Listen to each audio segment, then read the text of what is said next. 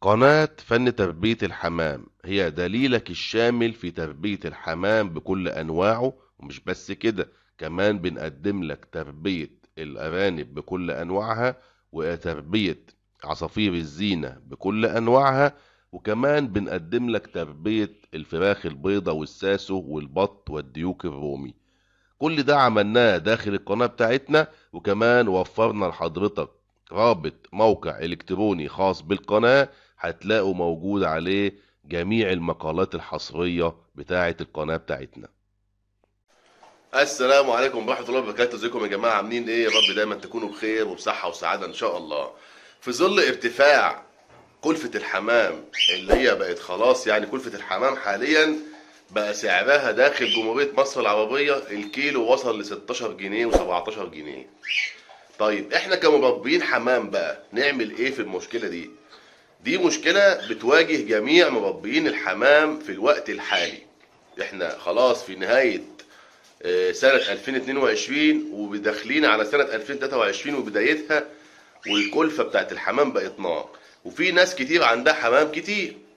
شوية نصايح مع تظبيط الكلفة بتاعتنا، ونحط عليها إضافة، ماشي، إضافة كويسة جدا، هنخلي الموضوع بتاعنا يكون أقل تكلفة من دلوقتي. أول حاجة يا جماعة، أي حد عنده حمام مش شغال يا ريت إن هو يتخلص منه. ده رقم واحد. الحمام اللي مش شغال ملوش لازمة عندك. هي مش مستاهلة إنك أنت توكل حمام ومش منتج.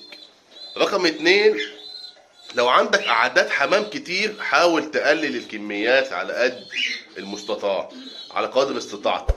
تمام تمام. ايه تاني؟ الكلفة بتاعتنا بقى، الكلفة بتاعتنا احنا دلوقتي مش هنحط كلفة بس زي ما انتوا شايفين كده. دي كده عيش، عيش اهو متكسر زي ما انتوا شايفين اهو. تمام. العيش ده عيش ناشف متكسر، بتكسره حتت صغيره وبنضيفه على الكلفه بتاعتنا، مش بنحط عيش بس، طبعا كلفتنا برضو اهي. تمام، كلفه كويسه ومظبوطه.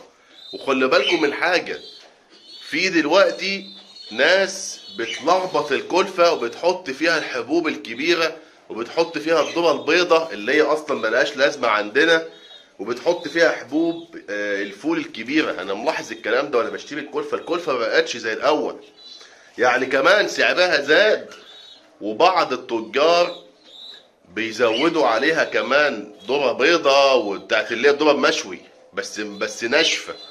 دي ملهاش لازمه عندنا. وتلاقي حبايه الفول قد كده عشان توزن، وحبايه الذره الكبيره الصفرا عشان توزن. دي كلها برضه لازم تخلي بالك منها. طيب العيش بقى فوائده ايه؟ العيش طبعا مفيد لانه فيه خميره وهو قمح. تمام. وخميره وملح وميه، ادي قصه العيش، يعني مفيد. بس على شروط، ما تزودش في نسبه العيش على الكلفه، يعني ما تخليش الكلفه هي النسبه القليله والباقي كله عيش. تمام. اعكس، يعني حط مثلا بمقدار 20% عيش و80% الباقي كلفه، 15% عيش والباقي كلفه. طبعا ده هتفرق معاك برضو لما تقلل التكلفه شويه معاك. والعيش مفيد يا جماعه للحمام زي ما انا قلت لك في البدايه، ولكن بشروط ان هو ما تحطش كميه كبيره على الكلفه. تمام. طيب من مميزات العيش برضو ان هو فيه خماير، يعني بيساعد على تعزيز البكتيريا النافعه عند الحمام، وهو اصلا قمح. تمام. بس عيوبه ان هو نسبه البروتين فيه قليله جدا، مش يعني ما فيهوش بروتين، بمعنى اصح نسبته قليله جدا. فاحنا لازم نحطه مع الكلفه بتاعتنا. تمام. واحذروا من موضوع الكلفه، لان الكلفه فيها مشاكل دلوقتي. لازم تختار تجيب كويس تجيب منه، وتشوف الحبايه عامله ازاي والدنيا عامله ازاي، لان الكلفه انا كنت جايب كلفه قبل كده ما كانتش مظبوطه زي دي كلفه مظبوطه اهي. طبعا ايه التانية كان فيها بقى حبوب، الحبوب الفول الكبيرة والذرة البيضة بتاعت الشوي تتشوي وناكلها. ايه يا عم في ايه؟ قال لي اصل الحكاية، وطبعا احنا عارفين الظروف عاملة ازاي والدنيا، ولكن احنا لازم نختار الكلفة النظيفة برضه للحمام بتاعنا. فديت كده احنا بقدر الامكان بالكلام اللي احنا عملناه ده احنا حاولنا نقلل تكلفة التربية بتاعتنا، لان خلاص احنا عندنا حمام وبنربي وده امر واقع. نقلل التكلفة ونقلل اعداد الحمام اللي عندنا في المكان، ونزود العيش المدشوش الناشف، يكون عيش نظيف ما يكونش عيش وسخ يا جماعة. في عيش بيتكون عليه فطريات خضراء، ده طبعا بلاشه. عيش يكون نظيف بيتدشش وبيتباع وبسعره حنين، مش ب5 جنيه 6 جنيه الكيلو اهو. هيسند معاك شويه الدنيا، وربنا يا رب ايه يعديها لنا على خير، واشوفكم ان شاء الله في يوم جديد وفي معلومه جديده.